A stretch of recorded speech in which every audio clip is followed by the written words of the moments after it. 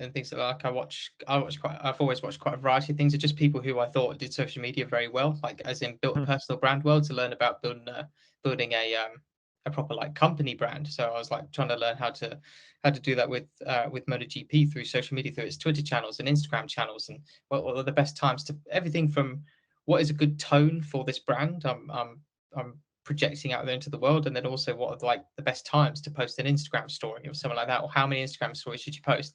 So I started watching vlogs from everybody from Gary Vaynerchuk to thinking of like there's a estate agent guy called Ryan something in New York, and seeing how he does it, and listen to a couple of his podcasts just to understand.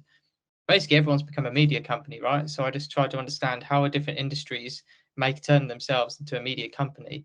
Um, and yeah, so I was watching vlogs, but then because work gets more intense, I started traveling with the World Championship after 2 years. So in my third year, I started traveling full time.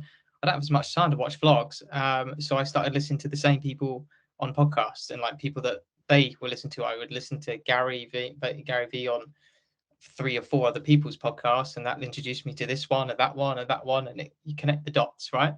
Um, and the thing it's now replaced, which ironically, then I'm now replacing kind of with replacing podcasts with is reading. I've never read. I literally read two books this year, and that's more books than I've read in like um 10, 12 years. Like not even joking. I don't think I've really read since school. I, like just couldn't set the time aside for it. So podcasting was always my reading. It was learning about a topic that I wanted to invest time in. But it was the most easily consumable way to inject it into my mind, basically.